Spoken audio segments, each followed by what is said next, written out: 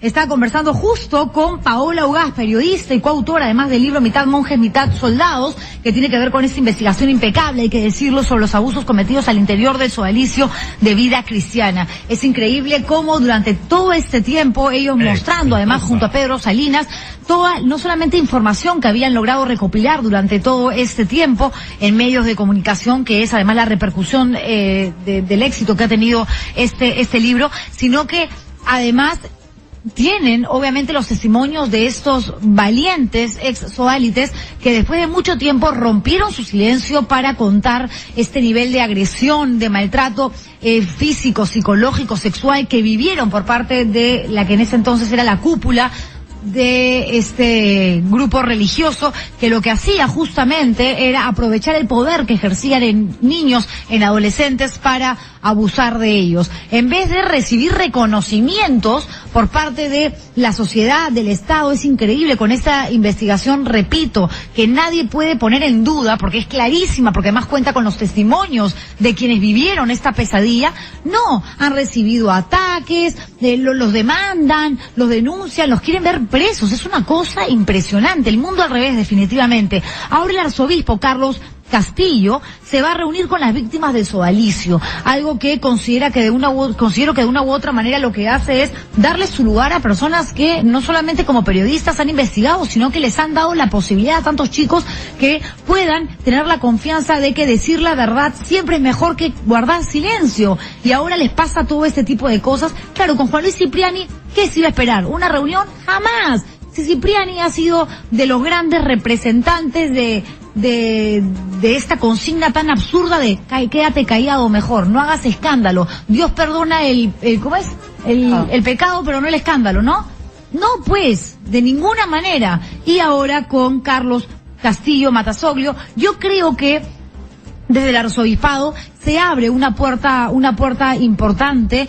Y creo que va a haber mucha más apertura, va a haber una comunicación mucho más directa con quienes evidentemente necesitamos, claro que sí, un pronunciamiento por parte del arzobispo de Lima. En el caso de Juan Luis Cipriani hacía más política que otra cosa, ¿no? Ahora esperamos que las cosas cambien verdaderamente, y no necesariamente por uno. Yo no formo parte de ninguna religión, la verdad, pero este es un país en su mayoría católico, y yo creo que es importante una inyección de confianza para todas las personas católicas de nuestro país, con alguien que sea transparente, con alguien que no tenga camiseta política, con alguien que no hable con tanto odio, que no sea tan misógino, tan machista como lo ha sido siempre Juan Luis Cipriani, con el respeto que me merecen las personas que, no Cipriani, porque a él no lo respeto, con el respeto que sí me merecen quienes siguen y lo querían, lo sentían una persona que representaba bien a la Iglesia Católica de nuestro país. Yo no creo lo mismo, nunca lo he pensado, lo he visto de manera cercana, lejos de los flashes, lejos de las cámaras,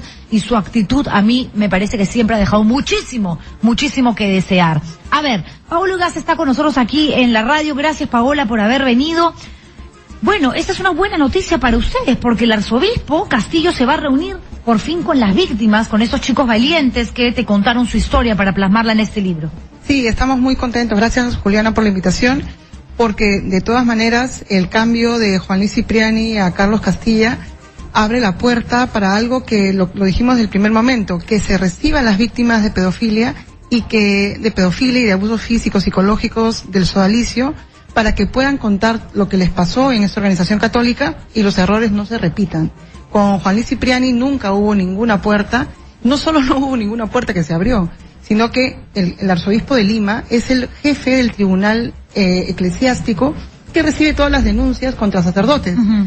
Todo el tiempo que se recibió las denuncias durante los 5 años que duró Mitad Monjes, Mitad Soldados, todas las denuncias fueron guardadas en una gaveta. Tipo archivadas. Tipo archivadas. Entonces la gente dice, si por ejemplo tú y yo no, pero gente que ha tenido experiencia católica dentro de una iglesia y le ha pasado una experiencia tremenda, se toma de valor y dice, yo no voy a la fiscalía, yo tengo que ir donde el jefe de mi sacerdote. De acuerdo, como que es la primera instancia, ¿no? Respetando además el orden. Voy primero donde mi jefe directo de la iglesia y luego... Sí, o lo hacen porque realmente sienten de que fueron a buscar a Dios. Claro. Y entonces no se entiende, pero lo hicieron así. Y vas allá y allá no te escuchan. Y en este caso, sí era importante para ellos que se sepa. Gracias a esta apertura, todas las víctimas van a poder tener una voz y contar las historias digamos, que tenemos que conocer. En el caso de Castilla, además de que ha hablado a favor de las víctimas del caso Sodalicio, ha hablado de un tema que es clave en nuestra sociedad, que es los feminicidios. O sea, no es culpa de las mujeres, no es culpa de que alguien se levantó y se volvió loco, es una sociedad machista. Y enferma, ¿no? Somos. Enferma. Entonces pero lo tenemos todos y hay que trabajarlo. Y me pareció clave que diga, tenemos que escuchar las historias y tenemos que cambiar esta sociedad. ¿Hay fecha, Paola, para esta reunión, para este encuentro? No, ninguna, imagínate, lo hemos escuchado para todos, también fue sorpresivo. Y me imagino que todo será después del 2 de marzo, porque el 2 de marzo asume como arzobispo y lo hacen obispo y lo hacen arzobispo de Lima. Entonces todavía no hay fecha, pero obviamente las víctimas, sobre todo las que están más tiradas, más tristes y tiradas en cama ahorita, realmente ha sido como un fogonazo de alegría. Nos han llamado, nos han mandado WhatsApp en estos días. Y es chistoso porque es como que si tuviéramos línea directa y no tenemos tanta línea directa con Carlos Castilla, pero realmente me encanta la idea al menos de que se hayan despertado contentos. Porque yo imagino que para las personas que se atrevieron a denunciar y dijeron, ok Paola, ok Pedro, vamos a colaborar con este libro, voy a contarles qué es lo que me pasó a mí. Y cada uno en función a su propia experiencia, ¿no? Pero claro, de pronto se dan cuenta no solamente que les dan la espalda, no solamente que la Iglesia Católica, al menos aquí en Lima, ni siquiera se inmuta por lo que ha sucedido, sino que claro, viene el Papa Francisco, después de haber hablado, después de haber comentado el caso escandaloso de Chile, en Perú no toca nada de lo que tiene que ver con el sodalicio. Es como que, ¿para qué hablamos? ¿No pasó eso? Muchos no te llamaron, te dijeron, estoy arrepentido, jamás me imaginé que una denuncia o una serie de denuncias tan fuertes y contundentes de pronto cayeran en saco roto, que la gente haga de cuenta, en muchos casos, que no existimos.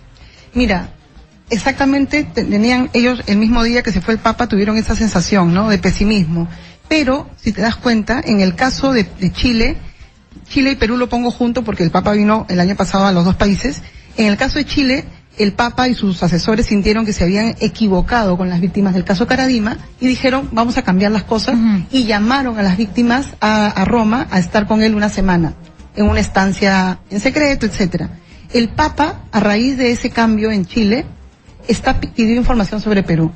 Y gracias a Juan Carlos Cruz, que ha sido víctima del caso Caradima, se puso en contacto con nosotros y ha hecho como un canal entre las víctimas del sodalicio y la gente del Papa Francisco. ¿Y qué tanto ha avanzado eso? Ha avanzado muchísimo. Sí, qué bueno. Muchísimo, y realmente, de verdad que es increíble, pero están, digamos, al menos, ¿sabes qué? Todas las denuncias están llevándolas al lugar de la doctrina de la fe, y los cambios que vengan ahí es interesante porque al menos, ¿sabes qué?, los están escuchando. Claro, porque Figari, hay que recordar a la gente que él es más de sodalicio en nuestro país, uno de los abusadores, por supuesto, de esos chicos, que hoy no tan chicos, pero que narran sus experiencias. En un momento fue protegido de una manera verdaderamente vergonzosa, escandalosa por el Vaticano. Lo llevaron a una isla para que haga, no una isla literal, no me refiero, le llevaron a un espacio muy tranquilo para que él pueda recapacitar, para que piense sobre los errores cometidos. Acá no estamos hablando de errores, acá estamos hablando de delitos, y al final fue expectorado de la Iglesia Católica, pero hubo una demora. No, está ahorita, pero todavía no regresa. No regresa todavía. Está en Roma y está esperando, él apeló, porque la Iglesia le dio la máxima castigo, él apeló al castigo y está ahorita en Roma, en su departamento, en su departamento maravilloso en Roma, esperando que se resuelva la apelación. Entonces todavía en el caso Figari estamos en el limbo esperando que pase, pero siento que en este año que pasó, el Papa Francisco cambió mucho de actitud, y de hecho a fin de año, en una reunión que tuvo, valoró el trabajo de los periodistas que han develado la pedofilia en todo el mundo, y dijo, les pido, sacerdotes, etcétera, que ayuden a que se abra la verdad. Eso es clave, porque desgraciadamente los casos de pedofilia están en los 5 continentes. Totalmente, pero también es importante que hayan precedentes claros, porque si evidentemente en un país quieren también revelar algo como lo que sucedió en Chile, ¿no?, el escándalo Caradima, aquí con el sodalicio y Figari, claro, si ven que en otros países no los han escuchado, que el Vaticano les ha dado la espalda, que las propias autoridades de tu país tampoco te hace caso, no te quiere escuchar, te quedas callado y dices, bueno, moriré con esta historia porque lo que me demuestran a mí los hechos es que aquí el que habla está más fregado que el que se queda callado. Por suerte las cosas, como bien dice Paola, están cambiando, pero hay una denuncia, a ti hay un obispo que te ha denunciado, a ti, a Pedro Salinas. Sí, bueno, José Antonio Guren, arzobispo de Piura, digamos, en contradicción con lo que dice el Papa Francisco, nos denunció el año pasado, y desgraciadamente, lo digo porque una jueza en Piura, dos juezas en Piura diferentes, Estela Alba y Judith Cueva, aceptaron las denuncias y nos han llevado a Piura. Es ilegal, porque nosotros vivimos en Lima, no vivimos en Piura. Tendría que llevar a cabo acá. Y el supuesto delito que hemos cometido, lo hemos cometido en Lima. Desgraciadamente, al llevarnos a Piura, nos hace hacer muchísimos gastos que no tenemos, porque tenemos que contratar abogado en Piura, llevar nuestros abogados, llevar los testigos. Pasajes, olvídate. Alojamiento. Bueno, y al ir a Piura, ciudad que no vivimos, al llegar a Piura, nos hemos dado cuenta por qué nos llevaron a Piura. Porque claro, las juezas, los fiscales, todo el mundo, le rinde pleitesía a este obispo. A este obispo que tiene todo el poder. Y claro, es genial estar en esa sala porque claro, todo lo que se habla del Monseñor Eguren es palabra santa. Y los periodistas estamos ahí como de adorno. No, además está la universidad también, que está vinculada. En el caso de Pedro es la crónica de una condena anunciada, su juicio ha corrido, pero mira, menos de 2 meses, y estamos realmente preocupados. Yo quisiera, lo único que quisiera que sepa del juicio es que de verdad que para mí es una crónica de una condena anunciada. En el caso de Pedro lo van a condenar, ¿crees tú? Y en mi caso también, lo que pasa es que el juicio de Pedro ha empezado primero que el mío. Okay. Yo estuve la semana pasada con Daniel Llovera de testigos en Piura, y realmente el abogado, la jueza, todos eran como era como una especie de un coro eclesiástico. Y era como que lo que hablaban los periodistas era como que, ¿pero por qué lo dicen? Y teníamos las pruebas y dicen, no aceptamos pruebas, no aceptamos testigos. Es como... ¿Y qué delito le imputan? Difamación, ¿no? A los dos es de difamación, delito contra el honor, y que le paguemos al arzobispo cada uno $60,000. Porque como él ya los donó, $120,000 a un asilo. Sí.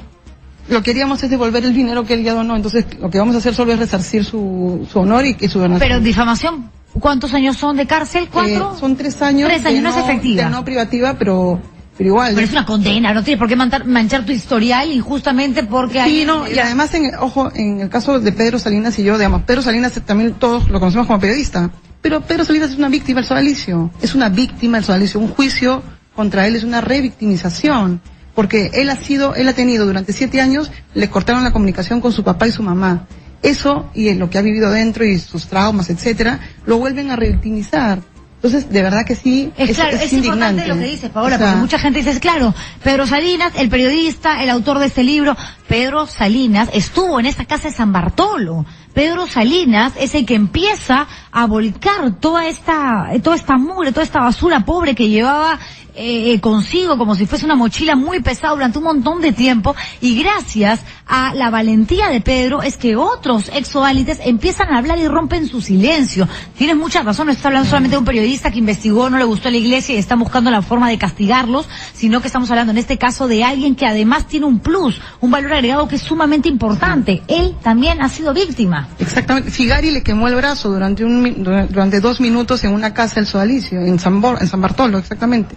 Y él no dijo nada, él se quedó mirando, le hicieron una bola, casi fue una quemadura notable. Importante. Y claro, y tenía que aguantarlo y tenía que pensar que estaba todo bien. Pero en general, te digo, no solo es un juicio contra 2 periodistas, sino es un juicio contra una víctima.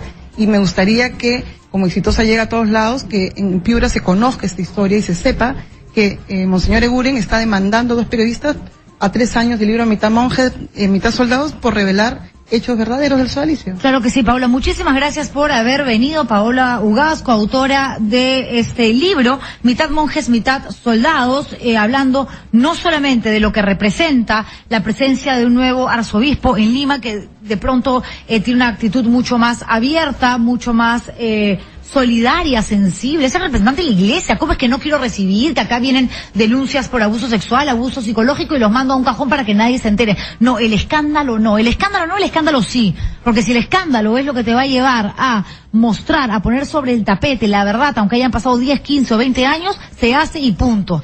Así que nada, vamos a ponerle mucha fe y tener esperanzas de que con este nuevo arzobispo las cosas verdaderamente van a cambiar.